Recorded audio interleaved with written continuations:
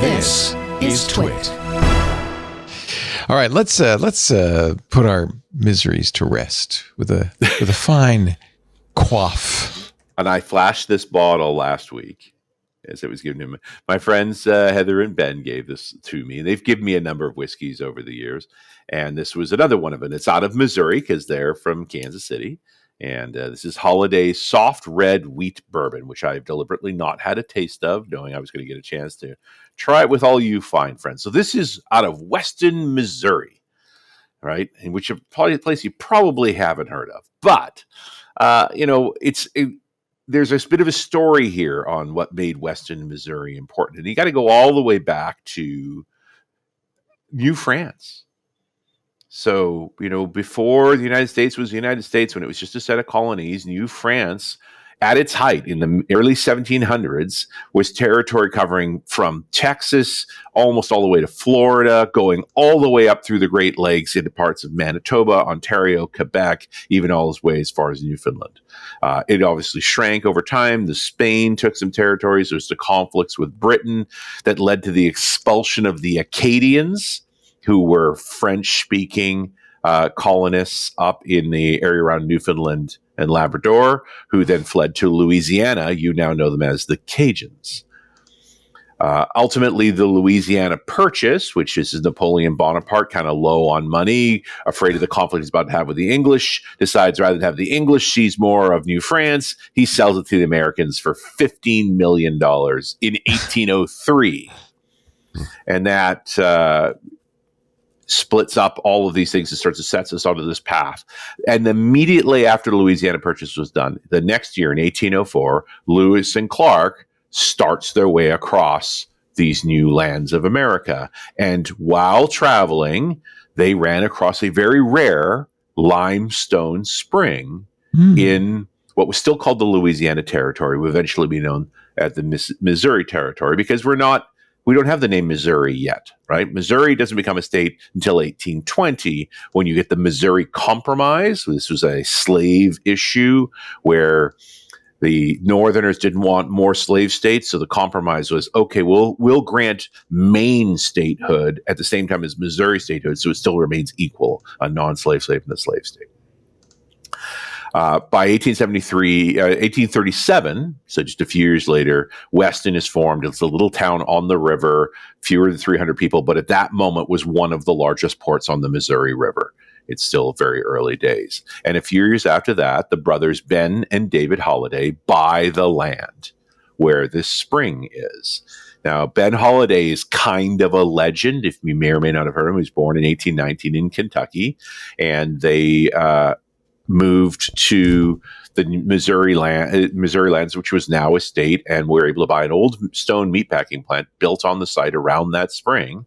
And being from Kentucky and familiar with bourbon, he realized how valuable a limestone spring was, because while the water has a lot of mineralization, it has no iron. It has calcium carbonates and magnesiums and so forth, which are far more palatable. What you don't want in waters that's being used in distilling is any iron at all, and limestone gets rid of that problem entirely.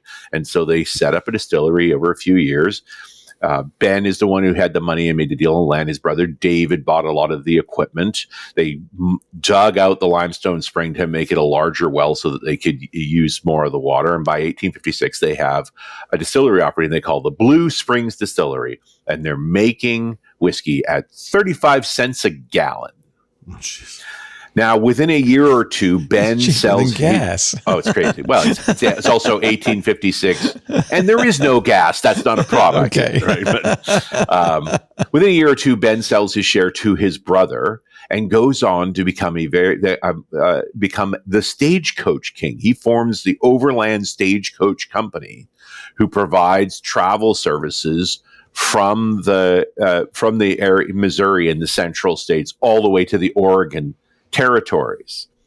He'll ultimately sell that to Wells Fargo in 1866 for $1.5 million. Wow, that's a lot of money. Recognizing that the railways were coming, so he got rid of that and tried to get into railways. The sad part of the story, of course, is that he was a wheeler dealer, politically connected, made a fortune, lost a fortune, died in 1887, broke. David Holladay stayed happily running that distillery until he passed away, and it passed on to his son and his son-in-law, who renamed it as the Barton and Holladay Distillery in 1894. They get out of the distillery business entirely in 1900 when George Shawden of the Shawden Distillery, and the Shawden Distillery had burned down in a neighboring county, and so he wanted to get back into business, so he bought the distillery from the Holladays. And it stayed with him for about through Prohibition. The Shawden Distillery had a medicinal license during Prohibition, the way you should do it. And in 1936, it sold to Isidore Singer, who renamed it the Old Weston Distilling Company. And then it's renamed the McCormick Distillery after the Singer folks buy the rights to another distillery burned down, the McCormick Distillery, and so the McCormick brands are more popular or better known than Old Weston, so they start using the name McCormick for everything. That company is acquired in 1950 by a larger conglomerate called Midwest Grain Products. So they were making the grain products, and they wanted to have the distillery as well. The operator was a guy named Cloud L. Gray. And then they ran for about 30 or so years, but in 1985, making a variety of products, they stopped making bourbon entirely to make more cost-effective liquor. So that's vodka, rum, gins, those kinds of things. And so for 30 years, this distillery did not produce any whiskey whatsoever. But in 1993, McCormick Distillery was acquired by this private investing group that has a couple of serious industry professionals, guys named Mike Greisner and Ed Petchar, and they rehabilitate the entire facility. In 2015, they do a major renovation and restart bourbon production, and that's when they rename it back to the Holladay Distillery, even though there's no Holladays involved, and they haven't been involved for more than 100 years. So it's just a name. But they're also part of a group of folks in Missouri that went to the government and got the term Missouri Straight Bourbon Whiskey declared as a standard in 2019. So first off, to be a Missouri Straight Bourbon Whiskey is to be compliant with the bourbon standards, which is at least 51% corn, aged in American oak, made in the U.S., and so forth. But it also has the additional requirements to be Missouri Straight Bourbon, to be mash fermented, distilled, aged, and bottled in Missouri, with barrels made in Missouri from corn grown in Missouri. That's the only way you get to call it Missouri Straight Bourbon Whiskey, which is what this is. Now, this particular edition has, even though the bottle's named Holladay, is not remotely related to any of the whiskey that the Holladays once made back in the 1890s, because it has soft red winter wheat in it. So it is a wheated bourbon, like a Pappy Van Winkle, which is unusual, or a Maker's Mark. And it's only been made for a couple of years. The mash bill on this is 73% corn. That's a lot of corn. 15% red winter wheat, 12% barley.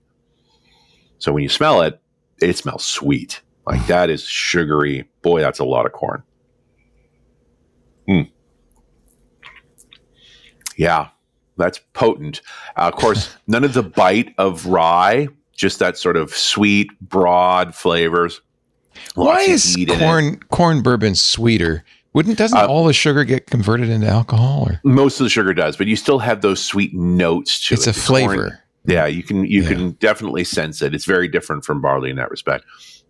The distillery itself is actually that original meat packing house that Ben Holladay bought back in 1847. That building still stands, and that is still the distillery. But it's also a protected building. It's been there for so long that when they went to replace the still that was there with a modern one in 2015, they weren't allowed to take the building apart because it's considered a heritage site. So they had to get a deal with the state to open up a piece of the roof to lift this massive Vendome column still, a 50-foot tall still in, to put in a modern still and still use the same building.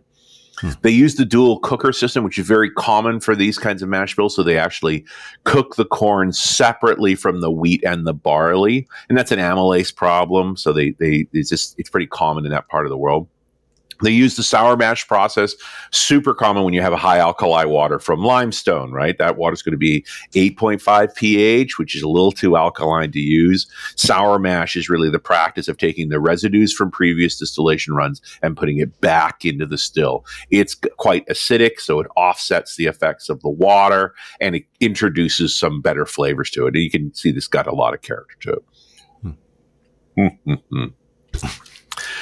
As is typical with a column still, when they do a distillation, straight to 60%, unlike when you do pot stills where you'll get an interim step around 40 and then you'll get up to 60s the second round. The first pass raises it right to 60, and then the second pass is not in the column still. It's in a doubler, which is a simplified version of a pot still, which takes it to about 65. They barrel at 59, so they'll cut it with water and then put it into new make, toasted American oak barrels from trees from Missouri, assembled in Missouri.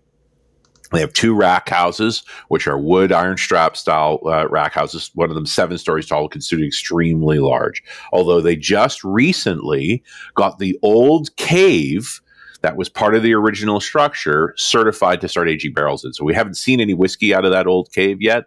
But the side effect of those big wooden rack houses is that Missouri is similar to Kentucky in terms of the water and their growing conditions, but they have colder winters and hotter summers. So their aging process is more severe and it's hard on the barrels. The range of ABV from the top to the bottom of a 7-story rack house is going to be massive. So they do have to do a lot of combinations on it. But yeah, this is a wheated bourbon. And it's relatively unusual, and it's from Missouri. It's Missouri straight. You can find it at Total Wine for about $55, and it's 50% ABV, which is a very traditional 100 proof Missouri whiskey kind of number. So it's a call back to the past while being contemporary whiskey. And it tastes like cornflakes. Not so much. No, it's got that very corny, sweet sort of note. Like, it's lovely. Right. That's nothing. This is, it's a different, you would get this for a friend who likes Maker's Mark. Yeah. Right. Because they like a bourbon, but this is a Missouri straight. So it's a little different. It's not especially expensive. You're not going to normally seek it out because you probably never heard of it before. It's one of the oldest distilleries in the United States. Full stop. Story. Yeah. Right. Except, to be clear, there's almost nothing left of the original distillery that the Holladays built. Other than that building, it's a new still, new process. They've rebuilt all that thing, and they claim the old name. They're good marketers. They've got a podcast. They've got tours. They know how to. And by the way, children under 4 get the bourbon tour for free. So that's nice. That's a good deal. Kids love alcohol. Kids tours. love bourbon. My kids complain at the Heineken plant that they're like, "What is this? Like, we don't even get." I'm like, "It's basically water. You can have some at the end." As always, love the brown liquor segment. Thank you, Richard Campbell. You find Richard and Run His Radio show at runasradio.com. That's where you'll find his .NET Rocks program too with Carl Franklin. runasradio.com, and we are blessed with him every Wednesday on this show. Next week, Lisbon to Stavanger. Yeah. Stavanger. Stop off in Trondheim for a few days, and then I'll be in Stavanger by as one does. You should never go to Stavanger without stopping off at Trondheim. Yeah, coastal Norway is lovely. Although this time of year it's a bit wet. You should visit the fine folks at Opera while you're there. Maybe. Good point. Yeah.